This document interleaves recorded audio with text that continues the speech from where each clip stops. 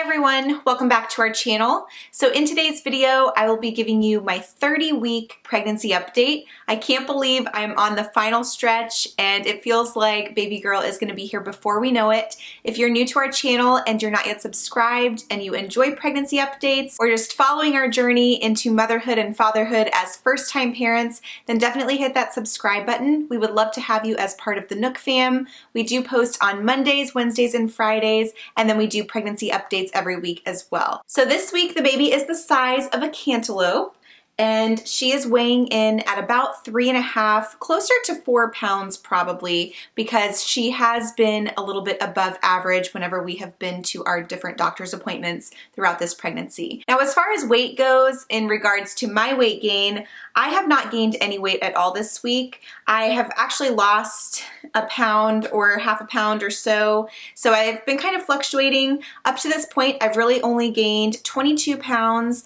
and I really was expecting to gain really quickly just because I am in the 3rd trimester now, and I feel like she still has a lot of growing to do before she's born. So I'm sure in these upcoming weeks I will have a couple of weeks where I really gain a lot really quickly, because again, I know she has a lot of growing to do and I'm sure she'll be going through some growth spurts. But this week I really didn't gain a whole lot.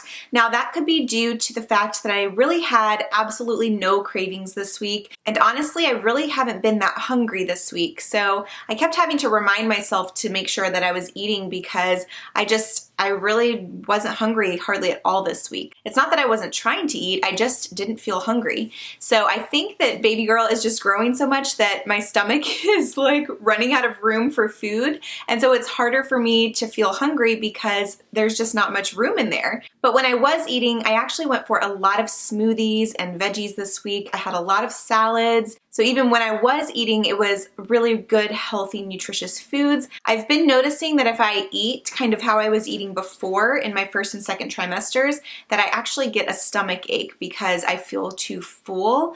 So I've noticed that when I'm eating more fruits and veggies, then it doesn't really hurt my stomach as much because everything just kind of flushes through really quickly. I've definitely had more smoothies this week than probably any other week in my pregnancy, and so maybe that would be considered my craving for this week. And I have really been trying to drink more water this week as well. I noticed over these past couple of weeks that I wasn't really getting as much water as I should have been, and so I was starting to feel a little bit dehydrated, which is not good. So I really wanted to focus on making sure that I was getting enough water, and so I definitely feel like I've been doing that this week. So my pregnancy symptoms this week included some leaking, which has continued on. I don't think I mentioned it in last week's video, but I definitely have been starting to leak a little bit more. And I think that's just my body's way of saying, okay, baby girl is almost here. And my body is preparing for her to be here so that I can nurse. So that is definitely a symptom that I've had this week. I notice it typically when I'm just laying in bed. Luckily, it doesn't happen as much during the day. And I should have mentioned this last week because up to this point when it has happened, it hasn't happened too frequently, but the frequency is definitely picking up now. And I would only notice a little bit about the size of a dime on one side or the other. Well, last week I actually woke up one morning and it was like that much on my shirt. So I was like, oh my goodness. I sent a picture to my mom and I'm like, this is not what I'm used to. So I just wanted to make sure that that was normal, and she said it was. But the leaking has definitely been picking up and it is becoming more frequent.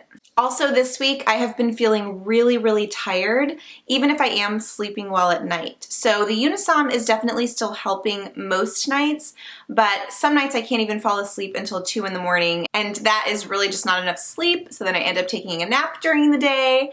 And so anyway, my sleep patterns have been off quite a bit, as you guys know if you've been following this journey, but the Unisom does help for most of the nights. So again, I'm just trying to make sure that I'm drinking enough water and staying hydrated and trying not to drink too much before bed. I'm trying to drink more throughout the day so that I don't have to get up as frequently during the nighttime, which It doesn't really seem to be helping all that much, but I'm trying just to try to help me sleep a little bit better. And I'm trying to do things that are relaxing me in the evening, like reading. As you guys know, we had both families here over the holidays, so it's just taking me a little bit of time to kind of get back into a normal and consistent routine, but I'm sure that things will kind of even out here soon. And then another symptom that I've had this week that really was carried over from last week is I've had a lot of pressure in my lower abdomen, like a lot of pressure, to the point where even when I'm running around running errands and things, I literally have to plan out where I'm gonna stop and use the bathroom because sometimes it hurts so much. And I've been getting a lot of, like, I don't know if it's pelvic floor pain, where all of a sudden I'll get a quick sharp pain in the pelvic floor region. So that's something new that I really haven't been experiencing too much up to this point. That has come on a lot this week, and it could be due to the fact that I've been doing a lot more walking and baby girl is just getting so big and heavy that it's just pressing everything down on my bladder and on those pelvic floor muscles. I have been doing Kegels, so I'm praying and hoping that those work and that they don't contribute to anything, you know, postpartum, but I am trying to get my pelvic floor exercises done as often as I can whenever I think about it, just because I know that that can probably help with that pain. And again, it's not too frequent. It just is something that I have been noticing more over this past week. So I did pick up a maternity belt from Target. I got the size medium. It's just this basic black band and it's pretty thick. I believe this was $40 at Target, but basically it's just Velcro. And I just wrap it around the lower part of my belly so that it can kind of pull my belly up and support it a little bit more, so that when I am walking around doing errands or when I'm cleaning the house or just anything like that where I'm up and moving a lot, it will help to support that. So for example, yesterday when we took Chief on a walk, I didn't wear it, and I could definitely tell a difference from when I do wear it to when I'm not wearing it. Now this particular one came with a little pocket in the back. I don't know if you guys can see right here. Probably not because of the color of the belt. So there's a little pocket for a heating pad or an ice pack.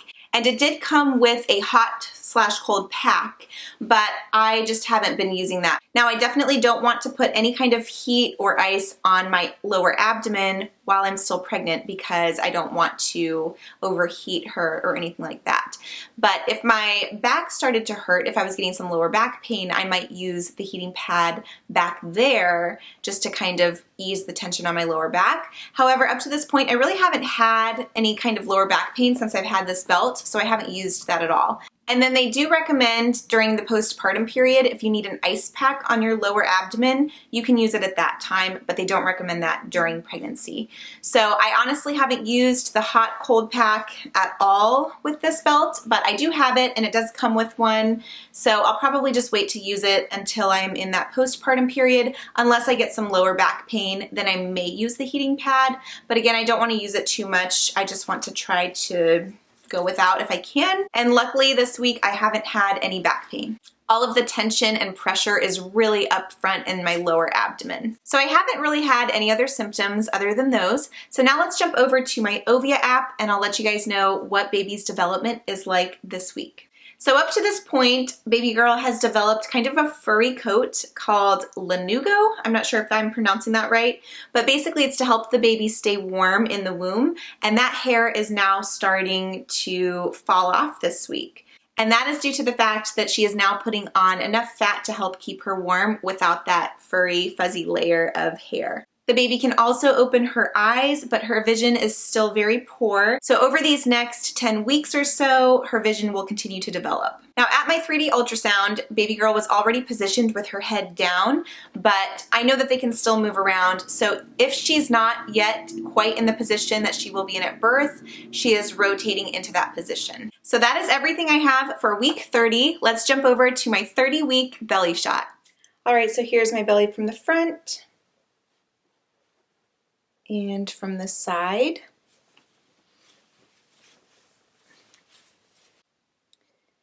And as you can see, I look pretty much about the size that I was last week. Like I said, I haven't gained any weight this week, but let's go ahead and take my measurement. All right, so this week I'm still measuring at about 39 1/4, which is what I was measuring at last week. All right, and that is it. Thank you guys so much for joining me for my 30-week update. Definitely join me next Saturday for my 31-week pregnancy update, and I'll see you guys in our next video. Bye.